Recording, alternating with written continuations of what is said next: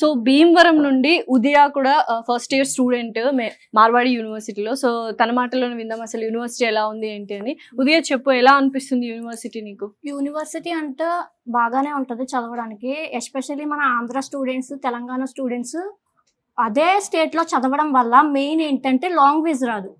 Language రాకపోతే ఏంటి, ఎప్పుడైనా మీరు ఇంటర్వ్యూకి వెళ్ళాలనుకున్నప్పుడు లాంగ్వేజ్ ఇంపార్టెంట్.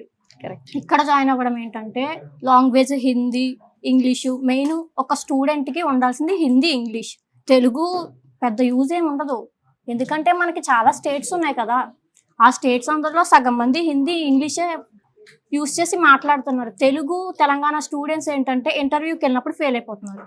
నిజం, అలా కరెక్ట్ గా జరగకుండా చెప్పావు. ఉండాలంటే మన మార్వాడి యూనివర్సిటీని చూస్ చేసుకుంటే మనకి చాలా మంది ఫ్రెండ్స్ అవుతారు కదా.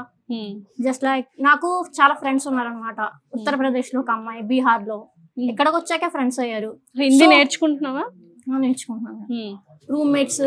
సో వాళ్ళతోటే లంచ్ కి వెళ్తాను, తింటాను, అంటే లాంగ్వేజ్ ఇంప్రూవ్ అవుతుందని. సో మెయిన్ అది ఎక్కువ ఏంటంటే కమ్యూనికేషన్ skills స్కిల్స్ డెవలప్ అవుతాయి. చాలా మంది ఉదయ చెప్పింది 100% నిజము.